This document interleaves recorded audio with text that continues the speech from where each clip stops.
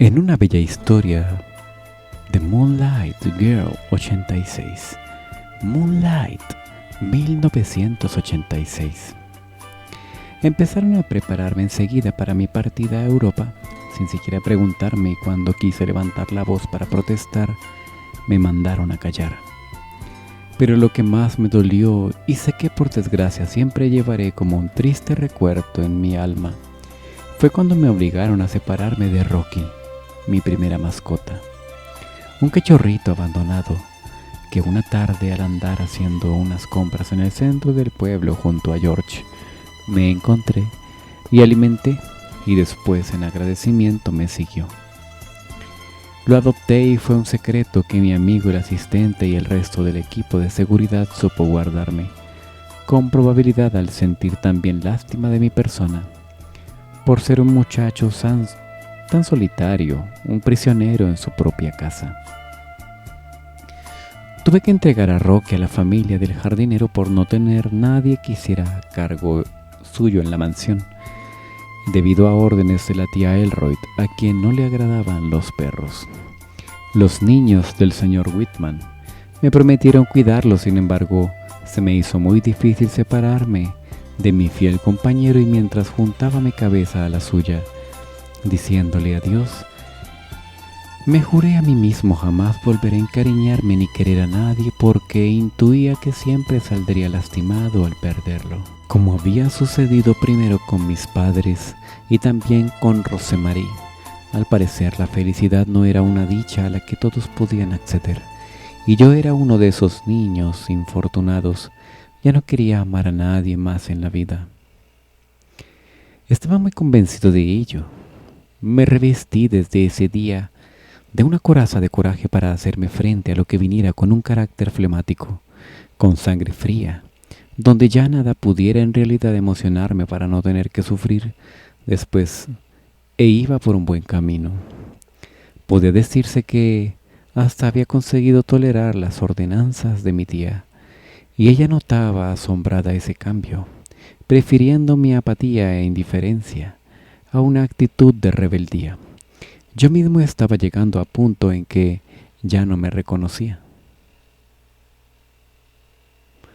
Ya no me reconocía, de puro actuar con toda mi fuerza de voluntad, hasta esa tarde en que me escapé de una incómoda fiesta familiar, la cual constituía mi última actuación en público en muchos años. Un día antes de partir a Inglaterra, y ya la encontré.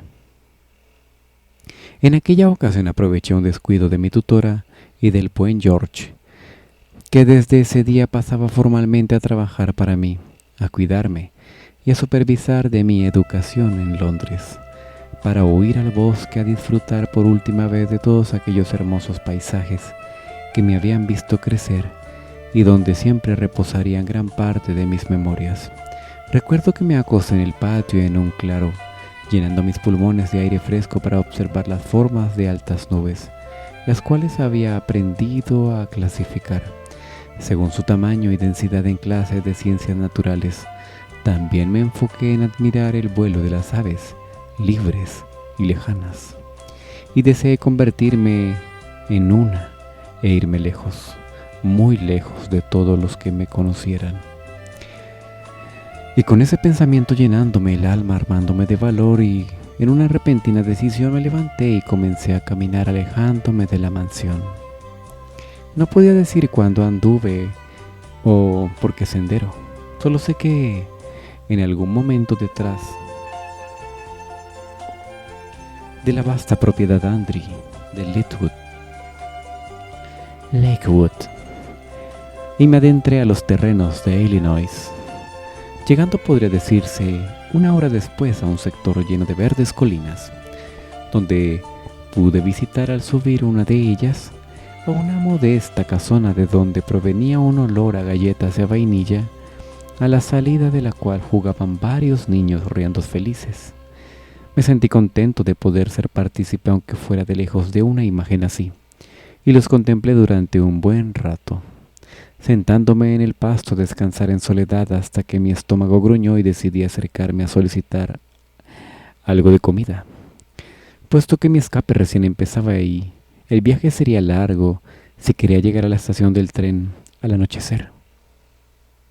Más adelante, al alcanzar la ciudad, vendría mi gaita, que llevaba conmigo un regalo de mi padre. Para poder comprar un boleto hacia una nueva vida, Florida parecía ser un buen lugar. La familia de mi nana vivía allí y yo conocía su dirección. Quizá podrían darme posada hasta que yo pudiese conseguir un trabajo e independizarme, porque si algo había aprendido del estudio con mis rígidos maestros era una forma innata de planificar el futuro. Empecé a descender así la colina, volviendo a estonar la gaita. Entoné la gaita. Es un instrumento musical que había aprendido a tocar gracias a mi progenitor, en agradecimiento para él en su memoria. Mas a medio camino algo me distrajo. Escuché el llanto de una niña pequeña, en contraste con la alegría que reinaba en el lugar, y decidí acercarme al sitio de donde provenía para investigar, sin dejar de tocar, para amenizar un poco el ánimo de esa almita desdichada. Y fue entonces que la vi.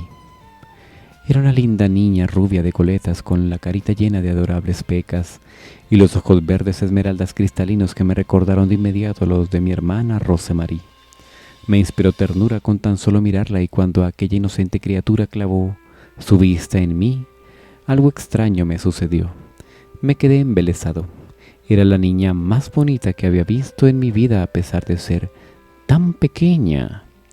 No recuerdo bien lo que me dijo, pero me observó con curiosidad y en un instante después sonrió haciéndome reír, como tonto a la vez. Me sobrevino entonces un sentimiento que de ese momento ya había vivido antes, una sensación de bienestar extraña, y me asombré de estar escuchando de nuevo mi propia risa y sintiendo una ternura que me atravesaba el alma. Habiéndome obligado a ya no poder concebir ninguna de esas dos cosas, la pequeña hada y yo conversamos durante unos cortos minutos en los cuales ella se encargó de averiguar si yo no provenía del espacio, y yo me encargué de recordarle que lucía más hermosa al sonreír. Me hubiese encantado continuar a su lado platicando junto a su espíritu candoso. Eres mucho más linda cuando ríes que cuando lloras.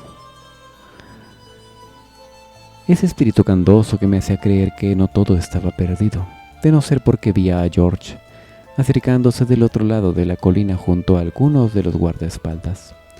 Después de haberme descubierto, tuve que alejarme de la pequeña sin siquiera tener tiempo de despedirme, pues le debía una explicación inmediata a mi tutor.